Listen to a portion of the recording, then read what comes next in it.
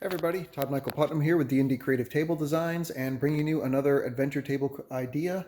This one here is Against the Fire Giants. It's actually very tangibly related to way back. There was a series of modules called Against the Giants back before there were huge campaign books. There was one called Against the Giants that started off against the Hill Giants and worked your way up against Stone and Frost and Fire Giants and so on and so forth. In this one here, the Fire Giants have invaded a town. They came rushing down from the mountainsides, and their priest cast some kind of a spell, the equivalent of what it would be for an earthquake spell, except for it brought forth a small volcano that was spewing lava out and is literally just destroying the city section by section as the Fire Giants go through, just cleaning out the humans that have infested around their mountain, and they have decided they shall not tolerate it any longer. And of course, all these civilians are fleeing for their lives as quickly as they can.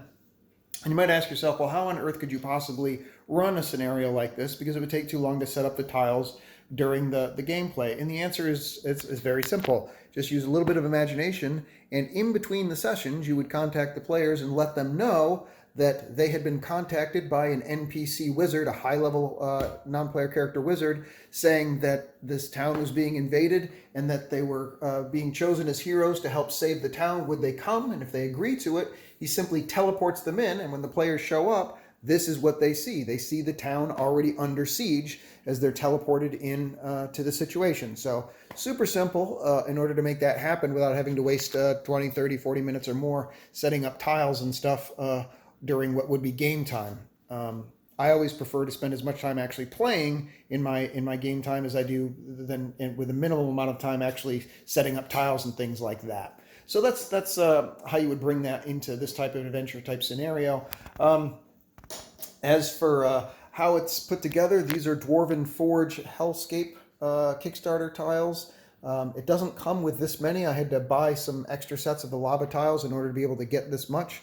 But they work out great. There's a little potentiometer on there that you can raise and lower the temperature, so to speak, of the lava. This is a good temp right here, a good brightness for it, that it doesn't drown out the camera. It'll if it gets too bright, it kind of freaks out the camera, and everything else kind of goes darker. So I left it at that level. So that's what those are. A lot of these buildings here, like this particular one, is from Zitterdus. In fact, all of these are from Zitterdus, except for that is a 3D print model. And then I have some destroyed buildings over here that are just XPS foam that I got off eBay, or you obviously could make them yourselves. And then this one here was like a broken or destroyed house that I found on eBay.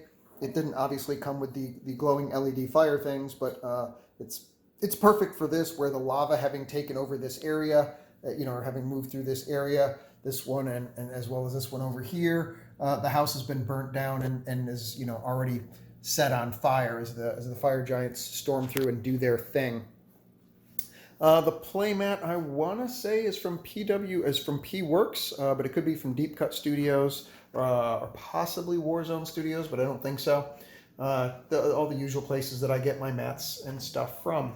And the idea, of course, being right here, you see this one building where the lava is going around it, and you can see these magical ice shelters that are there, ice walls. The wizard who contacted the players is right there, and of course he is fending off his own home and stopping it from being burnt. And as you also see, this is the Fire Giant King kind of guy. There's a Bigby's interposing hand there, trying to hold him back while the players do their business, but and try and cut him down to size. But that's the idea, that's where the wizard that summoned them into is located at, and of course he would have magical protections around his home.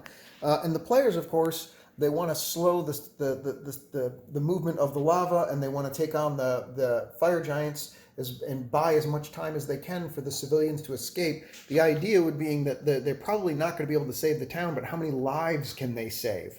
And they may even have to jump from Fire Giant to Fire Giant if one of them gets near crowds of people. So that's the concept of this here, Against the Fire Giants. I hope you liked it. This is the basic concept and how it sets up. Appreciate if you leave any comments in the sections below, and let me know what you think. Thanks, and I'll see you next adventure session. Take care.